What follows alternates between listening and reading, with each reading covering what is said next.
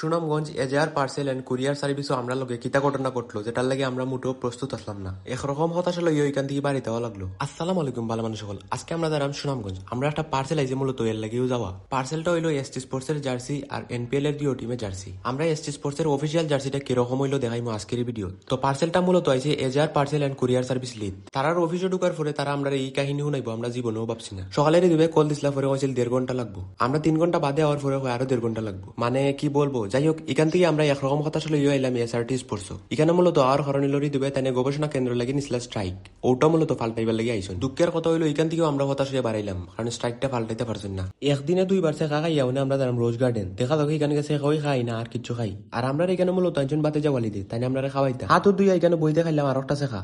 আমরা যেটা খাইবার লেগে আসলাম মূলত ওইটা হইলে কেন বেশি দেরি হয়ে যাবো। তো আর কইলাম তেয়ার দিকে বাতেও আনাইলাম। তো আর কি তাই কেন খাওয়া দাওয়া করলাম। আমি আর দুবা খাইলাম চিংড়ি, বাতে যা খাইলাম মুরগির গুস্ত। একদিনে 2 বার খাওয়া হয় ডিপ্রেশনে গেছিলাম কি চিংড়ি পোনা খাওয়ার পরে মুখে খালি 80 বার। তো যাই হোক এখানে খাওয়া দাওয়া করে আইলাম আমরা মেডিসিন কিনাত। ঋতু ভাই কোন দেখি তা পেজ পেলেছো বললাম যে আজকে আমরা যে দিন চলে এখানে গেলে আমরা শিওর একটা মারা খাইম। সেন যে 2টা রওনা দিলাম বাড়ির উদ্দেশ্যে। ধীরে রাস্তায় যাম পাইতাম না, এটা একটা কথা হইলো। আধা ঘন্টা যাম বই আইলাম বাড়ি। Thanks for watching, follow for next video.